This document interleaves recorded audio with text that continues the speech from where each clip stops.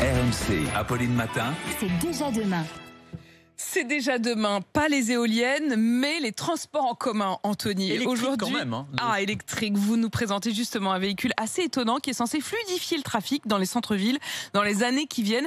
C'est à mi-chemin, quoi, entre le train et la voiture électrique. Oui, c'est ça, c'est assez bizarre. C'est une sorte d'hybride, ça s'appelle l'Urban Loop, projet porté par des écoles d'ingénieurs du côté de Nancy et qui a battu ce week-end un record du monde, celui de la plus faible consommation énergétique pour un véhicule sur rail. Alors c'est assez bizarre. Je vais essayer de vous le décrire. Pardon. Mais Alors, c'est contre tous. Les éoliennes, le train du futur. Niveau esthétique par rapport à une éolienne, vous placez ça comment? Ces petites capsules. Donc petite capsule qui peut embarquer 1 à 2 personnes. Donc niveau distanciation sociale, vous êtes tranquille. Hein. Cela dit, voilà, vous mettez là-dedans.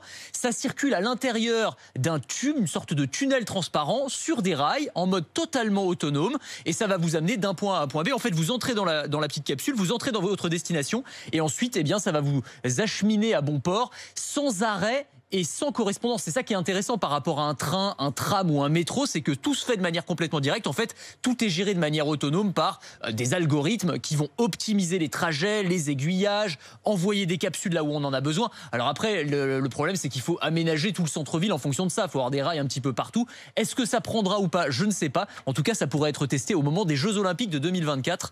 Voilà, donc c'est ce projet d'Urban Loop. Et c'est pas le seul projet d'ailleurs. Il y en a plein. Alors ça fait un petit peu penser, vous vous souvenez de l'Hyperloop d'Elon Musk, ça vous dit quelque chose? Ce train à très très grande vitesse censé fonctionner dans des tubes sous pression à 1200 km/h. C'est un petit peu la même chose, en un peu plus cheap, on va pas se mentir, mais probablement en un peu plus réaliste aussi et peut-être plus proche de nous.